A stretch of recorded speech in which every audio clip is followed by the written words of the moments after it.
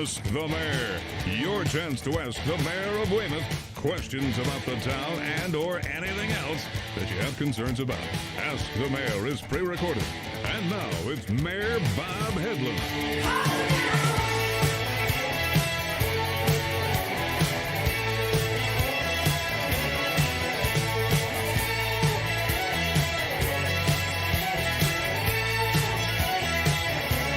Hey, welcome back to another Take Two.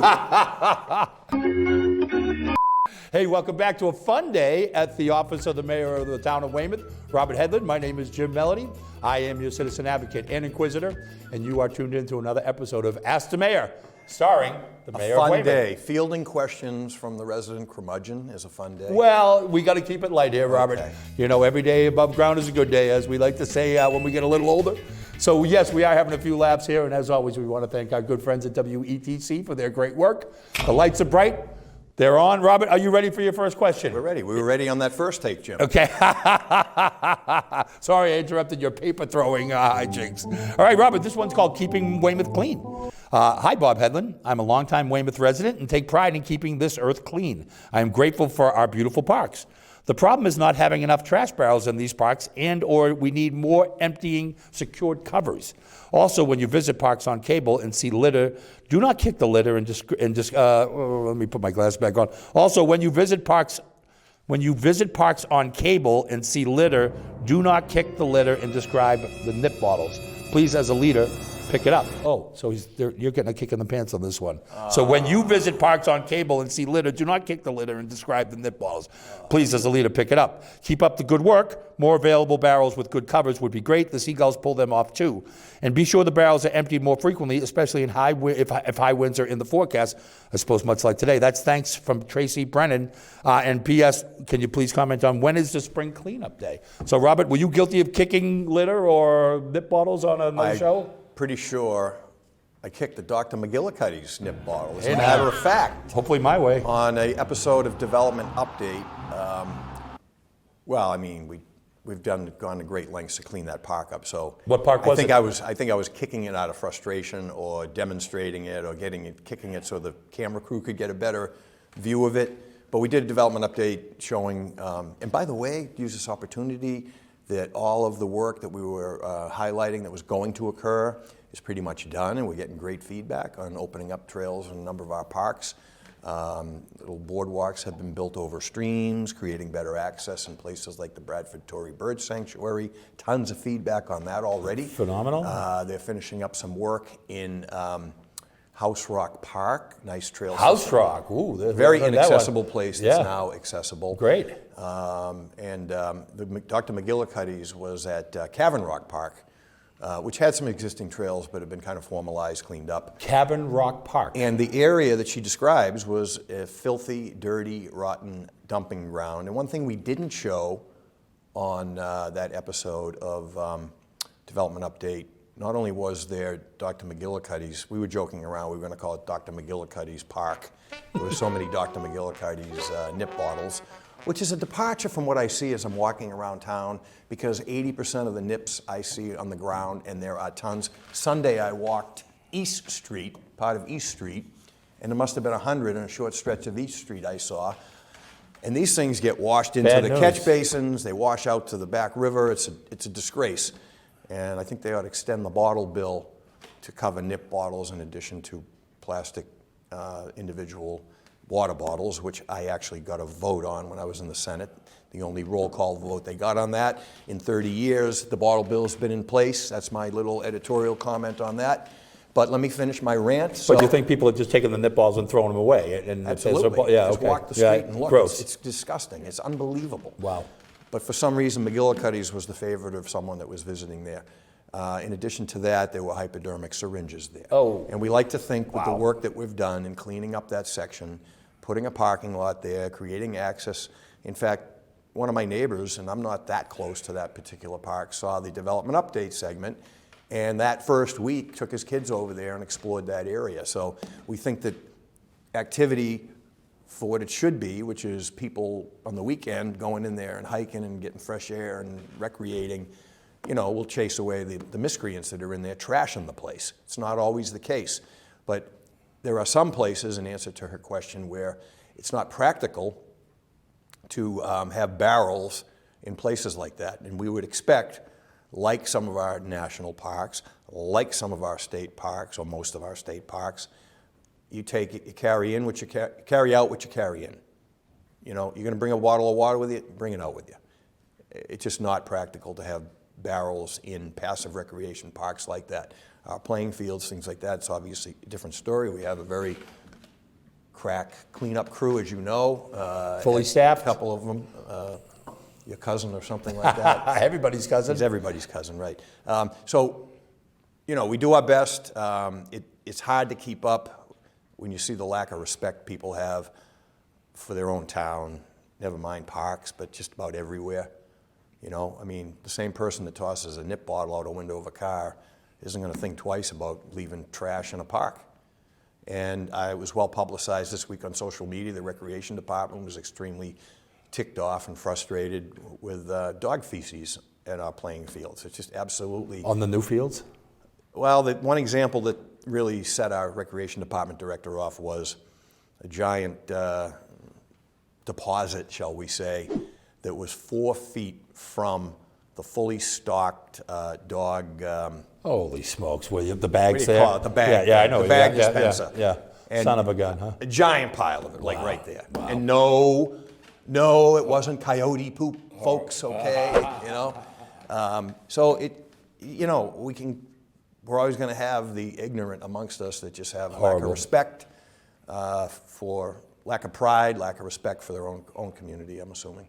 Bob, same train, my version of the nip bottles are the flippin' cigarette butts. It's my pet peeve. Wherever I drive, the person in front of me smoking, the cigarette smoker is throwing their butt out the window. That's not legal, right? Is that considered littering? We've had success with the Back River Trail, and we're finishing up. You know, it's a 20-year planning process the town undertook, and we're knocking it all off, getting it done. There's one little piece left.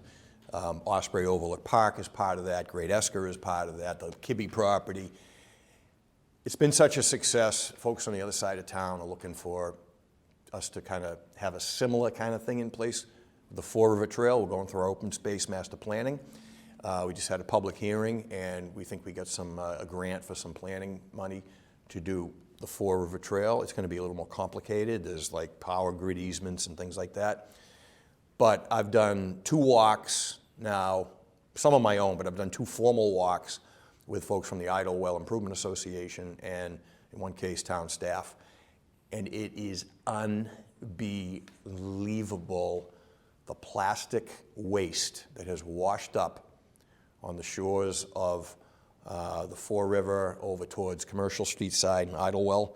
Is just a carpet of nip bottles, whiskey bottles, water bottles, Clorox bottles, you name it. It's just a carpet, the entire shoreline.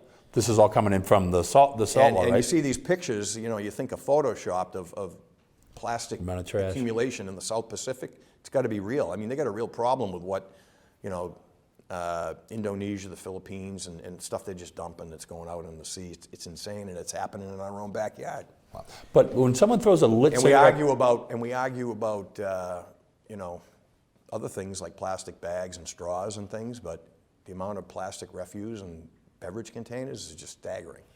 And I don't mean to keep being a one-trick pony here, but when someone throws that lit cigarette out their window, that's officially littering, correct? It's not okay to do that, correct? Well, we're going to take up this entire show on this topic. That's all, folks. But yes, that's littering. But okay.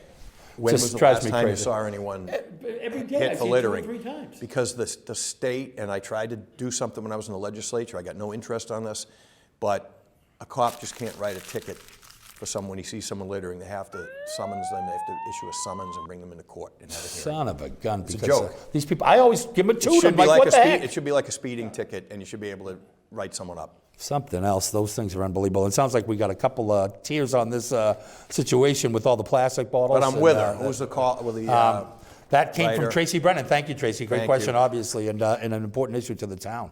Okay, Bobby, this one... And think about it. With the amount of laborers we have at DPW, which is minimal, and the number kind of fluctuates, depends how you want to define a laborer, someone in the water department, but the amount of staff, I'll go on the high side, okay? Think about 8 laborers for a community of picking up after a community of 56,000, and how many of those 56,000 throw crap out their window. Hopefully not many, but it doesn't sound like we have, it sounds like it's strained at the end of the day. Well, Bob, speaking of our internal departments, this one is... Speaking of the DPW. Well, here we go. This one is, it looks like a little love is going their way. This is from Mr. X, and it says, kudos to the DPW. Greetings, Mayor. I recently filled out a DPW service request online, available on this the Weymouth website. Within 2 days, the pothole was not only repaired, but the DPW went above and beyond by also repairing a strip associated with the previous road work that also needed repair. The DPW has earned and deserved thanks for their timely response. Regards from Mr. X. So, any comments on that? They came right out, obviously. My favorite writer, Mr. X. Yes. Speed racers, brother. You, what are you doing here, Speed? Practicing.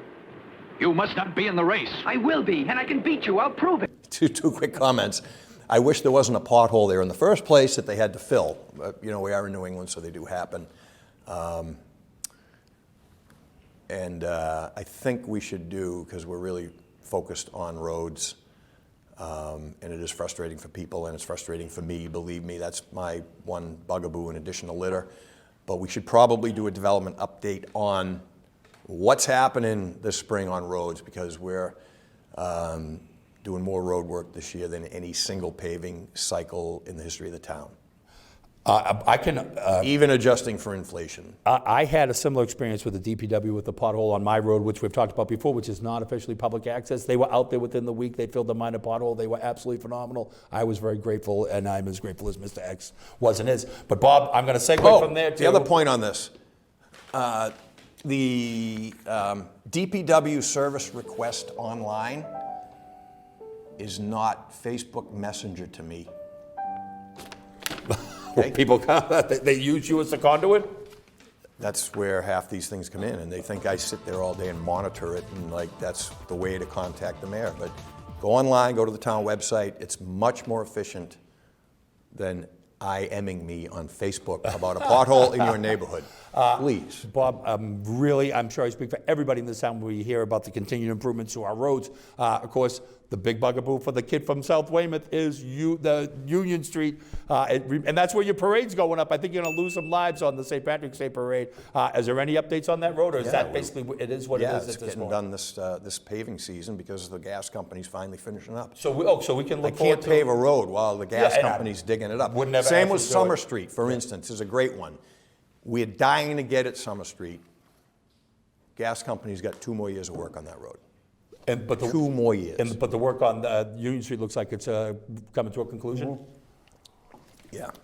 And that's lousy for us is because we're only getting reimbursed for half the width of the road. You had referenced that before. From the gas company, and so we're picking up the tab on the other half. Well, the part that needs to be paved is, so the whole road will be repaved. It would not make sense to pave half of the road right now. Well, that's what we got right now, and it is a death trap. There's no 2 ways about it. It's tough sledding. Mr. Mayor, has the town of Weymouth kept the voter rolls up to date in accordance with the state and federal law in preparation for the 2020 elections? Thanks from Richard L. Tell us about our voter rolls. I don't know what does that refer to? This is the second, we taped 2 shows today, and this is the second clerk-related question we got. Yeah, I mean, the clerk has all kind of mandates, state and federal law on how to keep up the voter rolls, and that's why you get and you asked about this as a follow-up in the other show. You asked what is with the, we had a question, for those that might not have seen the preceding show, we had a question about the federal census. And Jim earned his keep as citizen inquisitor and asked a follow-up about the town census and why do we get that. And the purpose predominantly of the town census is to maintain the voter rolls. So that's why that's done, and the clerk does that. Are you anticipating heavy turnout, by the way, for the primary that's around the corner of this side? I don't even know if this will be on the air by the time that comes out. I saw either the clerk or the secretary. I have no idea, Jim. Okay. But the clerk or the Secretary of State predicted 62%. Which would be huge, wouldn't it? I would say based on the turnout occurring this week, the first week of early voting, it may hit that, but that might be on the high end.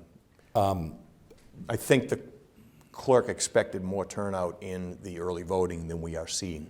Do you think our Senator Warren, who actually came to the Great Pumpkin Fest about 5 or 6, 7 years ago when I was here, she came down when she was campaigning. Do you know about this? Well, I just know she was there. I saw her with her entourage, and I was going to ask. I don't know if I'll hand the ball over. She got in a big beef out there. Oh, I didn't see any of that. There She was was a- with a group of she had like a muscle squad of 6 or 7 around her. I don't know how There was anybody got close to her. there was a conflict out there. Oh, no kidding, huh? That George blanking out, he's retired now, but our former janitor here had to intervene and separate candidate Warren Even from that, a huh? certain female town department head.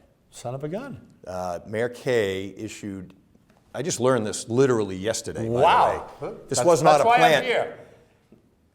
Maybe I shouldn't be telling the story, Well, but I want to hear it. Mayor Kay issued an edict that there was to be no campaigning by any candidate. So that was adhered to, and evidently candidate Warren showed up with an entourage, Yes, which you he just did. mentioned. I did, I yeah, didn't yeah. see any of this. Yeah, I don't I know did. if I was even here or I Yeah. was there later. And was informed that it wasn't permissible, and evidently that answer didn't go over well with then candidate Warren, and some words were exchanged, and Funny. she got, as was described to me, I'll use a diplomatic term, she got feisty, and a town official, Does she have a plan for that? a town evidently not, Mayor Kay had a plan that day, Good for her. and a town official, female town official, got feisty back, and the janitor intervened. Outstanding. I would love to have seen that. Wasn't her father a janitor?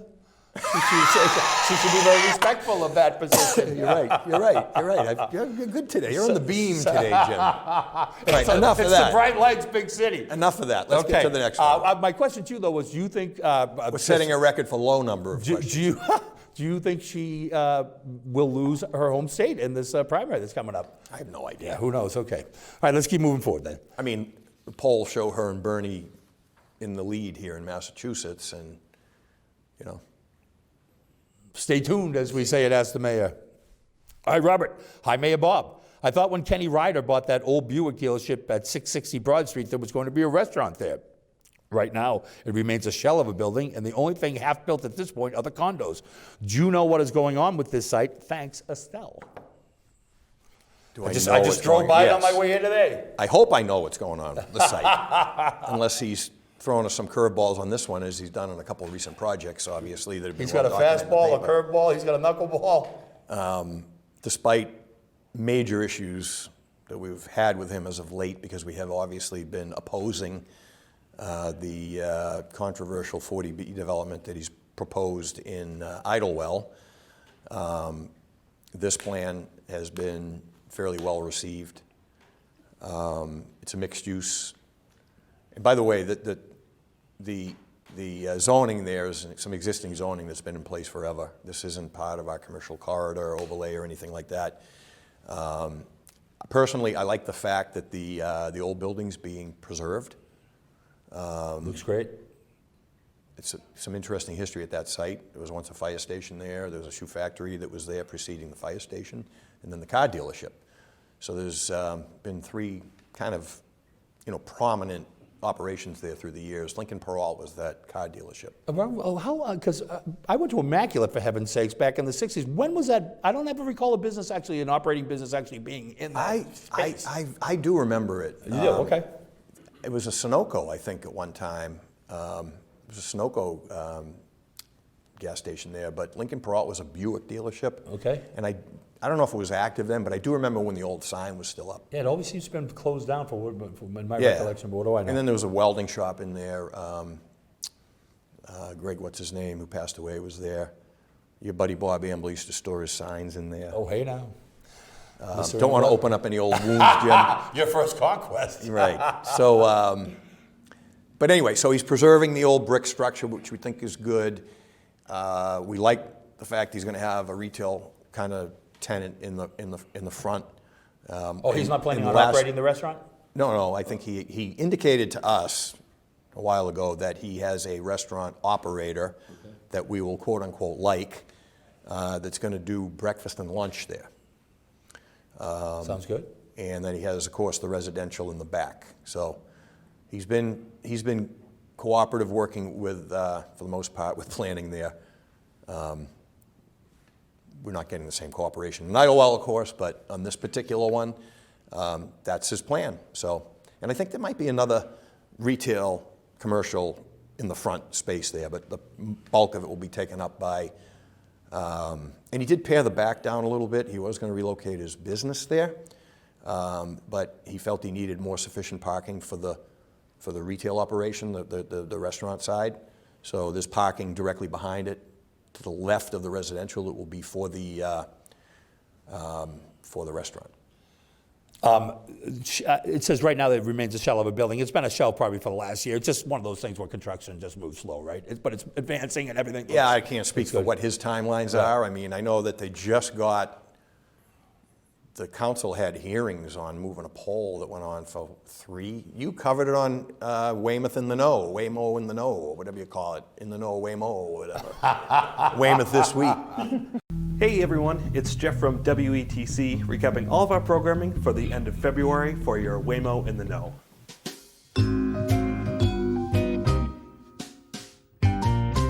WTC Nightly News with Jeff. No, but I think that just to move the pole, I don't know if this held them up at all, but to give you an idea how things work, just to move the pole was what, 3 consecutive council meetings? So it was like, what, a month and a half to resolve moving a pole that's in front of where he's building there for the commercial part. Sounds like they need some new blood on that pole, that council. Well, no, I mean, part of the issue, I don't want to get anyone in trouble here, but I think the National Grid guy wasn't overly prepared a couple times, and I noticed there was a different person representing Grid on the 3rd meeting about it. So, stay tuned. Polls as we are a say here at bugaboo. Ask the Mayor. Hey, right now, and we'll probably get the question, so I might as well put it out there now, but right now, Route 18 slowing the project down a little bit. And That Ryder project? No, Route 18, the state road project. Yes. Part of the one thing right now that's holding that up is getting Verizon on the beam to move vacated poles. It's holding up Gioso. So Gioso, the GC, is kind of running ahead of where he should be, but the utility is holding him back on pole relocation right now. Are you happy with And that? they don't want to, I don't want to get in too deep on that, but that's a headache right now, is getting poles moved. Does anyone remember when there was a pole in the middle of Paris Street, right off of 53? It took them we built the road around it, and it was like 2 years that you had to drive around a pole that was in the middle of Paris Street. You remember that? Why do these things take so long? Yes, because the utility does what they want. Son of a gun, huh? Wow. Interesting stuff. On that note, Bob, and I'm on Route 18 regularly, as I'm sure half this our viewing audience is. Are you satisfied with the progress of what's going on Route 18 and the expansion and so on and so forth? No, I'm mad about poles. Well, aside from the pole issue. Gioso had been great. Gioso has been great to work with. And they were on a really aggressive schedule. It seems like it's moving pretty fast. We do get complaints about the quality of the patching after they do trench work. But I have a friend over there that works for Gioso, and he gave me this long explanation on how some of the pole relocation is impacting their ability to even patch the road. Okay.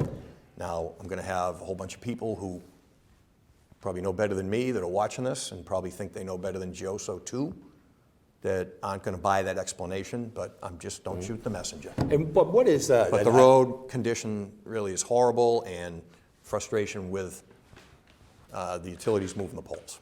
The theoretical end date for that project? What was it? We're talking a 4-year? It was a 4-year project. From like 2022? Whenever it started. Yeah, okay, 4 years, all right. Because it does seem to be... I think we're just about at the halfway point. Yeah, as a guy who's on that road pretty often, I'd say it's moving about as well as anybody could expect. Fortunately, like some of the Weymouth stuff will be done before the Abington stuff's done. So for those of us that don't go south of Poole's Corner, Oh, you Trukey shoppers. That's me. All right, Robert, we want to remind everybody, as always, to keep the questions coming to askmayorbob@gmail.com. Please keep those questions coming to askmayorbob@gmail.com. And Bob, I think I may have the final question for you on this exciting episode of Ask the Mayor. Dear Mayor, I heard a rumor that fire station number 2 is being updated in the hopes that this station is going to be opened again. Is this true? Alice. And of course, Bob, the million-dollar question from my chair would be, where is fire station 2? Broad Street? Here we go. Broad Street? Yeah, which end of Broad Street? The one across from the one by Ryder's Development? Yes. Ding, ding, ding. Bobby said, this is my day. You're on fire today, man. That one will never open up the one down by Do you recall getting this question in the past? It comes up all the time, I would say. It's irregular. Yes. It's getting up there towards the Comcast question. Yeah, I would say that's we made it through 2 shows with no Comcast that's our most question, often but I brought it up anyway. Yeah. We're doing all kinds of stuff to kind of align ourselves with getting that open.